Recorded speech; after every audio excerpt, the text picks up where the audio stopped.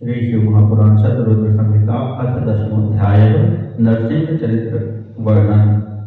नंदीश्वरुवाच विध्वंसी दक्ष यज्ञस्य वीरभद्रावयः प्रभोः अवतारश्च विज्ञेयः शिवस्य परमात्मनः।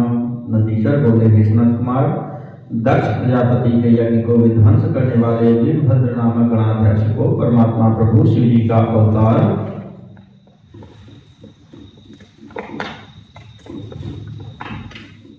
जानना चाहिए।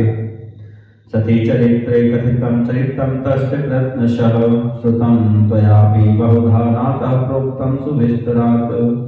उनका संपूर्ण चरित्र सती के चरित्र में कहा गया है, आपने भी उसे अनेक प्रकार से सुन लिया है, इसीलिए यहाँ विस्तार से नहीं कहा गया है। अतः परम मुनि श्रेष्ठ भवत्स्नेहाद् ब्रवीमि तत् शार्दूलाख्यावतारं च शंकरस्य प्रभोः शृणु। हे मुनिश्रेष्ठ, इसके पश्चात आपके स्नेहवश अब प्रभु शंकर के शार्दूल नामक अवतार को कह रहा हूँ, उसको सुनिए। सदाशिवेन देवानां यथार्थं रूपमद्भुतं शार्भं च धृतं दिव्यं ज्वलज्ज्वालासमप्रभं। भगवान सदाशिव ने देवताओं से कल्याणार्थ जलती हुई अग्नि के समान कांति युक्त अत्यंत अद्भुत शरभ रूप को धारण किया था। शिवावतारा अमिताः सद्भक्तहितकारकाः संख्या न शक्यते कर्तुं तेषां च मुनिसत्तमाः। हे मुनिसत्तमो, श्रेष्ठ भक्तों के हित साधक अपरिमित शिवावतार हुए हैं, उनकी संख्या की गणना नहीं की जा सकती है। आकाशस्य च ताराणां रेणुकानां चितेस्तथा आसाराणां च वृद्धेन बहुकल्पैः कदापि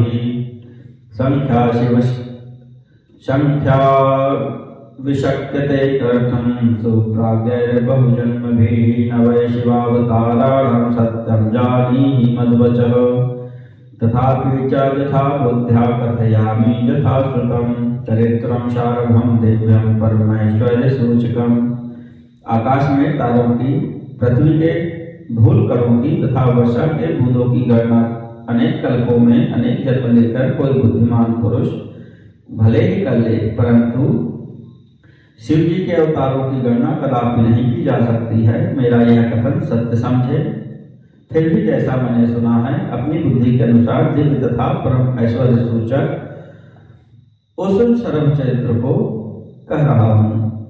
जयश्च विजयश्चैव भवद्भिशापितौ यदा तदादिति सुतौ द्वौ तावभूतां कश्यपान् मुने।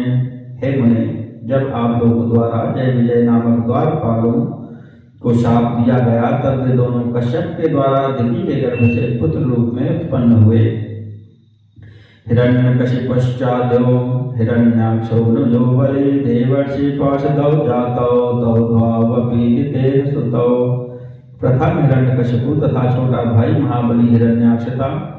वे दोनों पहले भगवान विष्णु के देवर्षि पार्षद थे, जो आप लोगों से शापित होकर दिति के पुत्र रूप में उत्पन्न हुए।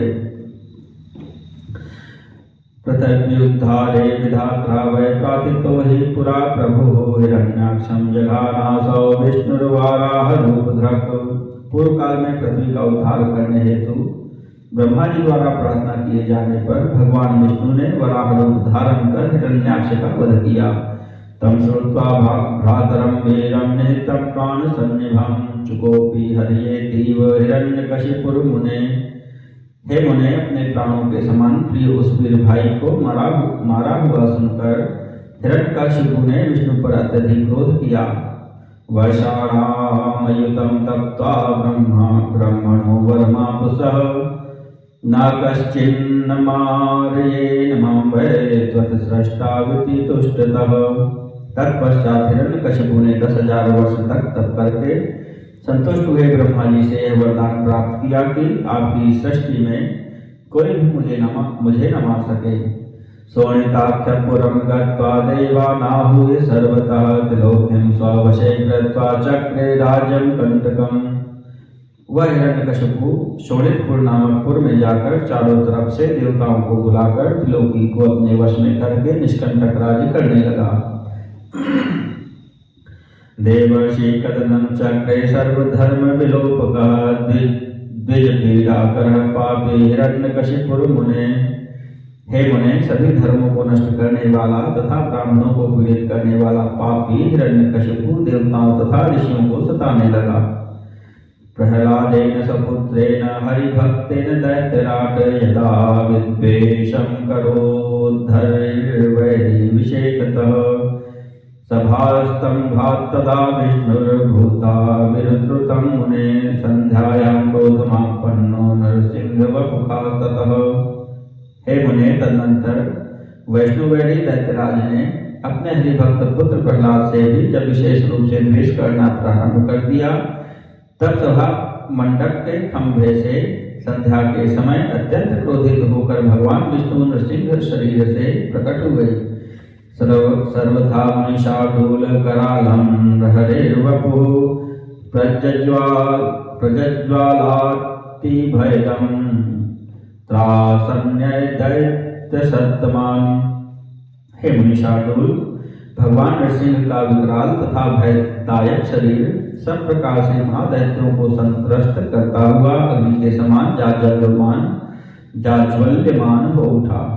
नरसिंहेन तदा दैत्या निहताश्चैव तत्क्षणं हिरण्यकशिपुश्चात युद्धं चक्रे सुदारुणम्।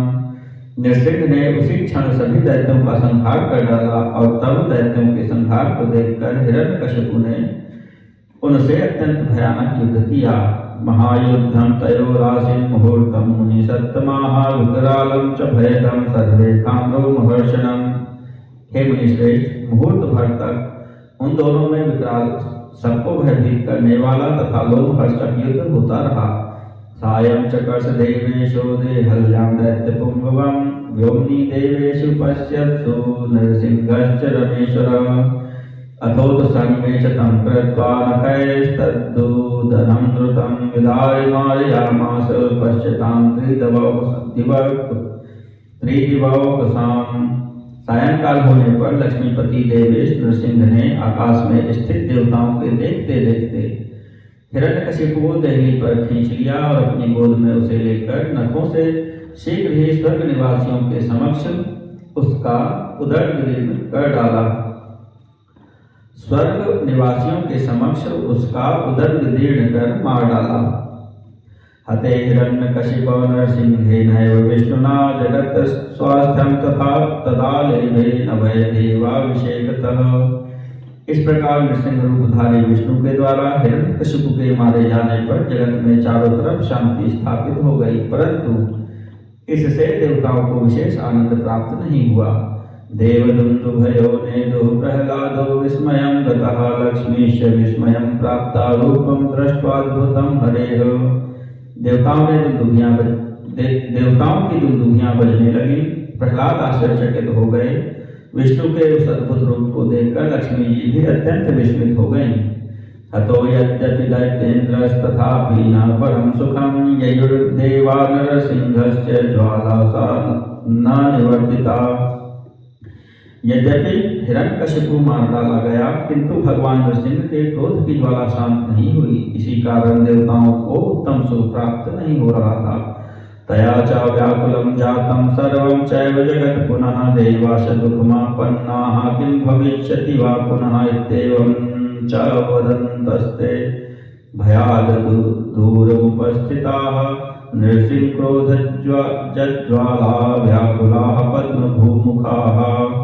प्रह्लादं प्रेषयामासुस्तच्छान्त्यै निकटं हरेः सर्वान् मिलित्वा प्रह्लादः प्रार्थितो गतवांस्तदा। उस ज्वाला से संपूर्ण संसार व्याकुल हो उठा। देवता भी दुखी हुए। अब क्या होगा ऐसा कहते हुए वे भय के कारण दूर चले गए। नरसिंह के क्रोध से उत्पन्न ज्वाला से व्याकुल हुए ब्रह्मा आदि ने उस ज्वाला की शांति हेतु प्रहलाद को श्रीहरि के पास भेजा। सभी ने मिलकर जब प्रार्थना की तब प्रहलाद वहां गए।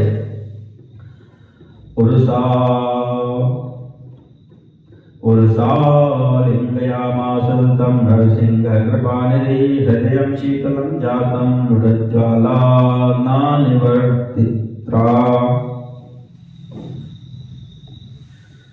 निवर्तिता। कृपानिधि नरसिंह ने उन्हें अपने हृदय से लगा लिया जिससे उनका हृदय तो शीतल हो गया, परंतु क्रोध की ज्वाला शांत नहीं हुई। तथापि न निवृत्ता रुज्ज्वाला नरहरे यदा दुखम प्राप्तास्ततो देवाः शंकरं शरणं ययुः। इस पर भी जब नृसिंह के क्रोध की ज्वाला शांत नहीं हुई, तब दुख को प्राप्त हुए देवता भगवान शंकर की शरण में गए। तत्र गत्वासुराः सर्वे ब्रह्माद्या मुनयस्तथा शंकरं स्तवयामासुरलोकानां सुखहेतवे। वहां जाकर ब्रह्मादि सभी देवता तथा मुनिगण संसार के सुख के लिए शिव जी की स्तुति करने लगे। देवांशु देवदेव महादेव शरणागत वत्सल पाहिनः शरणापन्नान् सर्वान् देवान् जनन्ति च। देवता बोले, हे देवदेव, हे महादेव, हे शरणागत वत्सल, शरण में आए हुए हम सभी देवताओं तथा लोगों की रक्षा कीजिए। नमस्तेस्तु नमस्तेस्तु नमस्तेस्तु सदाशिव पूर्वं दुःखं यदा जातं तदा ते रक्षिता वयं। समुद्रो मथितश्चैव रत्नानां च विभागशः कृते देवैस्तदा शम्भो गृहीतं गर्लं त्वया रक्षिता स्म तथा नाथ नीलकण्ठे ते श्रुतः विषं पाशसि नो चेत्त्वं भस्मीभूता सदाखिलाः। हे सदाशिव, आपको नमस्कार है, आपको नमस्कार है, आपको नमस्कार है। पूर्व काल में जब भी हम लोगों पर दुख पड़ा, तब आपने ही हम लोगों की रक्षा की है। जब समुद्र मंथन किया गया और देवताओं के द्वारा रत्नों को आपस में बांट लिया गया, हे शंभो, तब आपने विष को ही ग्रहण कर लिया। हे नाथ, उस समय आपने हमारी रक्षा की और नीलकंठ इस नाम से प्रसिद्ध हुए। यदि आप विषपान न करते तो सभी लोग भस्म हो जाते।